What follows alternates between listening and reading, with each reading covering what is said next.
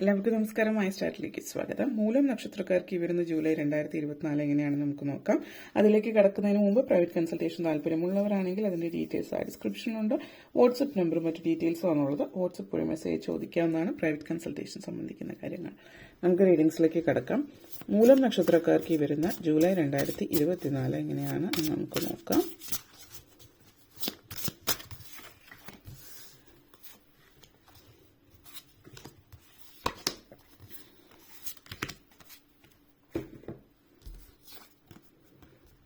Queen of Pentacles, Princess of Swords,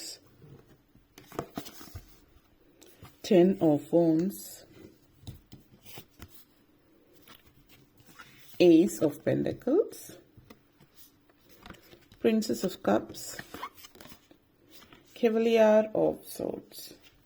മൂലം നക്ഷത്രക്കാരെ സംബന്ധിച്ചിടത്തോളം പറയുകയാണെങ്കിൽ നിങ്ങളുടെ ആദ്യം തന്നെ ക്വീൻ ഓഫ് പെന്റക്കിൾസ് എനർജിയാണ്. സാമ്പത്തിക പ്രതിസന്ധികൾ അനുഭവിച്ചു കൊണ്ടിരിക്കുന്നവരെ സംബന്ധിച്ചിടത്തോളം സാമ്പത്തിക പ്രതിസന്ധികളൊക്കെ അതൊക്കെ മാറുന്ന സാഹചര്യം കാണിക്കുന്നുണ്ട്.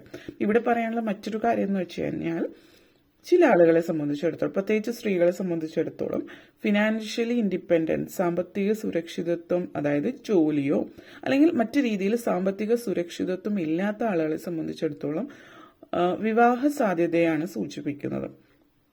ഇത് സ്ത്രീകളെ സംബന്ധിച്ച് മാത്രമല്ല, ചില സാഹചര്യങ്ങളിൽ പുരുഷന്മാരെ സംബന്ധിച്ച് കാണിക്കുന്നുണ്ട്.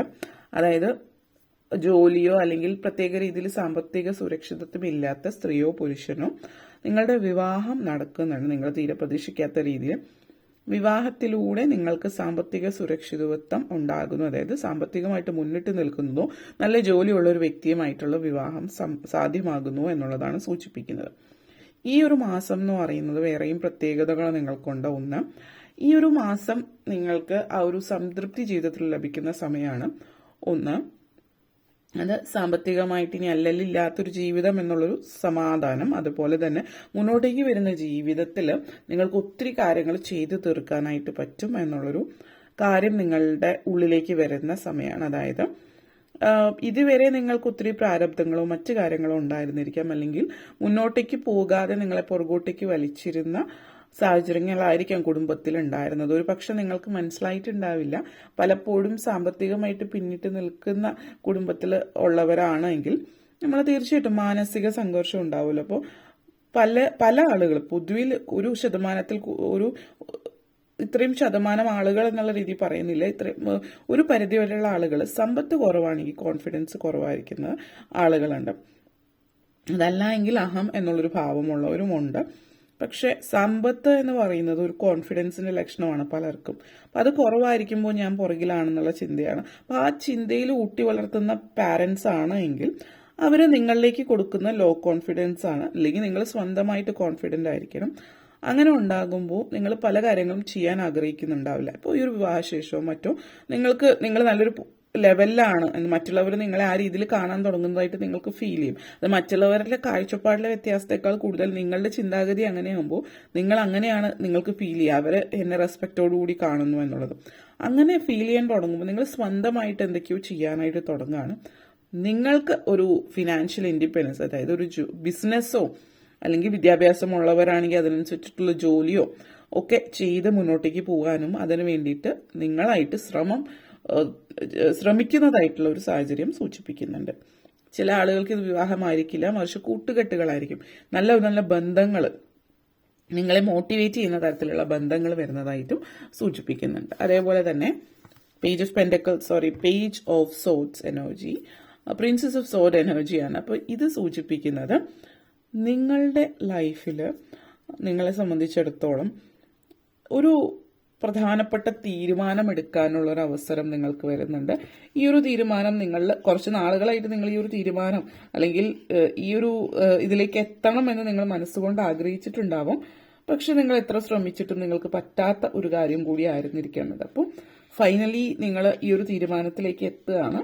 അപ്പോൾ വളരെ പ്രധാനപ്പെട്ട ഒരു കാര്യമാണ്, നിങ്ങളുടെ ജീവിതത്തെ തന്നെ മാറ്റിമറിക്കുന്ന തരത്തിലുള്ളൊരു തീരുമാനമാണ് ഇതെന്നുള്ളത് സൂചിപ്പിക്കുന്നുണ്ട്. അതുകൊണ്ട് തന്നെ വളരെയധികം ആലോചിച്ച് എടുക്കേണ്ടുന്ന ഒരു തീരുമാനം കൂടിയിട്ടാണിത്.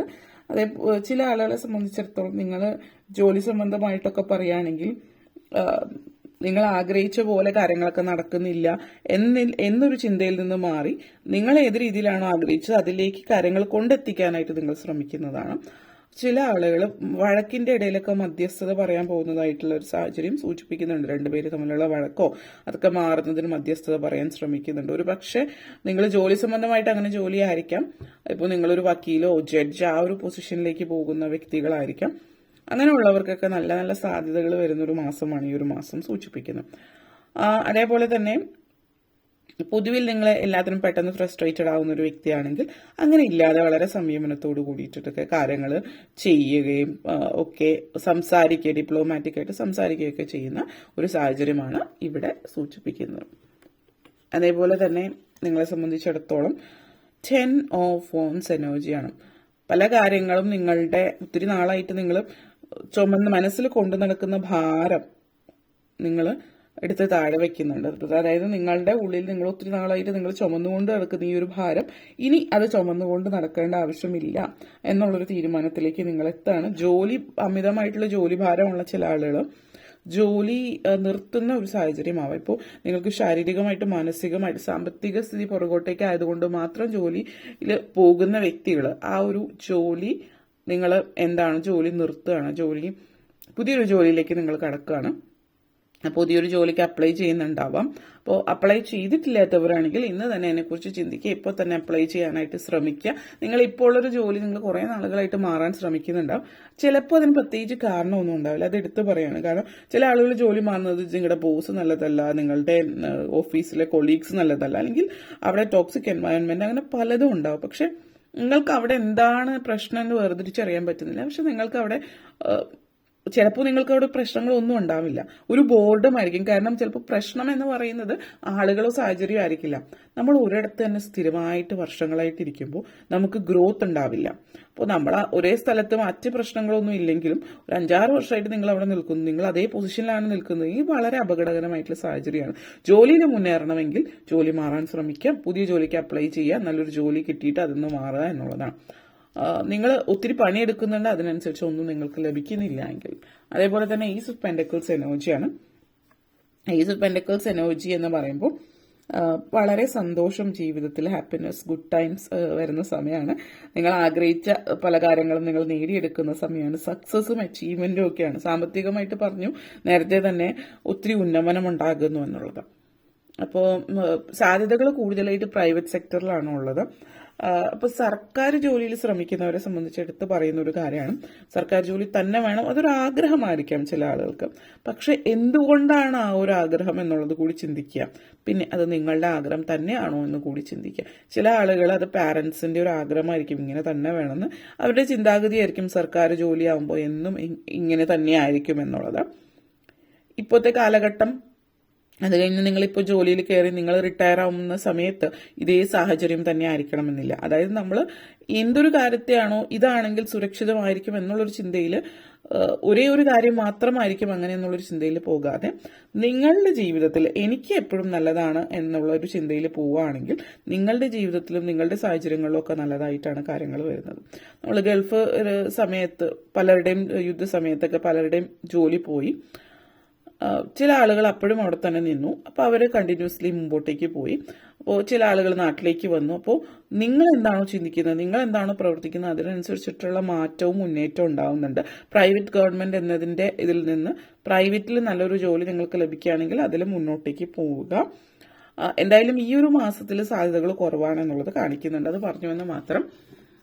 നെക്സ്റ്റ് വന്നിട്ട് പ്രിൻസസ് ഓഫ് കപ്സ് എനർജിയാണ്. വികാരം ഒത്തിരി വികാരധീനരാകാനുള്ള സാഹചര്യമുണ്ട്.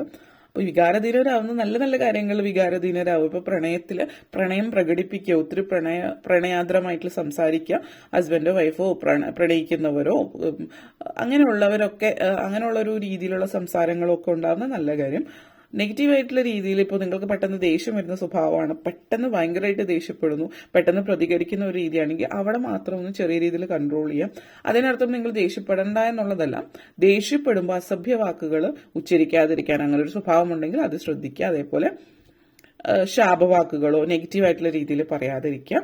പറയാനുള്ളത് വ്യക്തമായിട്ട് കൃത്യതയോട് ബോൾഡായിട്ട് പറയാം. അല്ലാതെ ഒരാളോട് വാശി തീർക്കാൻ വേണ്ടിയിട്ട് അവരെ അപമാനിക്കുന്ന രീതിയിലല്ല.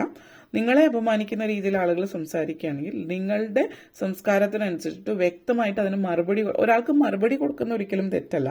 പക്ഷെ അത് സഭ്യമായിട്ട് നല്ല വാക്കുകളിലൂടെ ഉച്ചരിക്കാനായിട്ട് ശ്രമിക്കുക എന്നുള്ളതാണ്. ഓക്കെ, അത് ഒന്ന് ശ്രദ്ധിക്കുക. അതേപോലെ ലാസ്റ്റ് വന്നിട്ട് കെവലിയർ ഓഫ് സോർട്സ് എനർജിയാണ്. നിങ്ങളെ സംബന്ധിച്ചിടത്തോളം പലപ്പോഴും നിങ്ങളുടെ വിശ്വാസങ്ങളും നിങ്ങളുടെ ചിന്തകൾക്കും അടിസ്ഥാനങ്ങൾക്കും അല്ലെങ്കിൽ നിങ്ങളുടെ അടിസ്ഥാനമായിട്ടുള്ള പല ചിന്തകളും സാഹചര്യങ്ങൾക്കും അനുസരിച്ചിട്ടായിരിക്കില്ല എല്ലാവരുടെയും ചിന്തകളും ഒക്കെ പോകുന്നത്. ചിലപ്പോൾ നിങ്ങളുടെ മതപരമായിട്ടുള്ള വിശ്വാസമായിരിക്കും, അല്ലെങ്കിൽ നിങ്ങളുടെ പാർട്ടിയിലുള്ള വിശ്വാസം, മറ്റെന്തിനെങ്കിലും ഉള്ള നിങ്ങളുടെ വിശ്വാസങ്ങളും പ്രിൻസിപ്പിൾസും ഒക്കെ വേറൊരാൾ മാനിക്കണമെന്നില്ല. അപ്പോൾ ആ വ്യക്തി മാനിക്കാത്തത് കൊണ്ട് ആ വ്യക്തിയോട് ദേഷ്യപ്പെടേണ്ട കാര്യമില്ല, ആ വ്യക്തിയുടെ ചിന്ത വ്യത്യാസമാണ്. പക്ഷേ ഒരു കാര്യം മാത്രം ശ്രദ്ധിക്കുക, ഇങ്ങനെയുള്ള ആളുകളായിട്ടും ഇങ്ങനെയുള്ള കാര്യങ്ങൾ സംസാരിക്കാതിരിക്കുക. കാരണം നിങ്ങൾ രണ്ടുപേരും വ്യത്യസ്തങ്ങളായിട്ടുള്ള തലത്തിൽ നിൽക്കുന്നവരാണ്. നിങ്ങൾക്ക് രണ്ടുപേർക്കും ഒരേപോലെ ഇഷ്ടപ്പെടുന്ന കാര്യങ്ങൾ മാത്രം അവിടെ സംസാരിക്കുക. കാരണം നിങ്ങളുടെ ഇപ്പോഴത്തെ സമയത്തിൽ പെട്ടെന്ന് ദേഷ്യം വരാൻ സാധ്യതയുള്ളതുകൊണ്ടും നിങ്ങൾ തമ്മിൽ ഒരേപോലെ ചിന്തിക്കുന്ന കാര്യങ്ങൾ മാത്രം സംസാരിക്കുക. നിങ്ങളുടെ ഒരേ ലെവലിലുള്ളവരോട് മാത്രം അങ്ങനെയുള്ള കാര്യങ്ങൾ സംസാരിക്കുക. അപ്പോൾ അത് പ്രത്യേകം ശ്രദ്ധിക്കുക. ഓക്കെ, ഇത്രയും കാര്യങ്ങളാണ് പറയാനുണ്ടായിരുന്നത്. നിങ്ങൾക്ക് ഈ വീഡിയോ ഇഷ്ടപ്പെട്ടുവെങ്കിൽ ലൈക്ക് ചെയ്യാനും ഷെയർ ചെയ്യാനും കമന്റ് ചെയ്യാനും സബ്സ്ക്രൈബ് ചെയ്യാനും മറക്കരുത്. അതുപോലെ താഴെ ബെല്ലൈക്കൺ കൂടി ക്ലിക്ക് ചെയ്യുകയെങ്കിൽ മാത്രമേ മുന്നോട്ടേക്കുള്ള വീഡിയോസ് നിങ്ങൾക്ക് ലഭിക്കുകയുള്ളൂ. അപ്പോൾ ഈ വീഡിയോ കണ്ടിരുന്ന എല്ലാവർക്കും നന്ദി, നമസ്കാരം.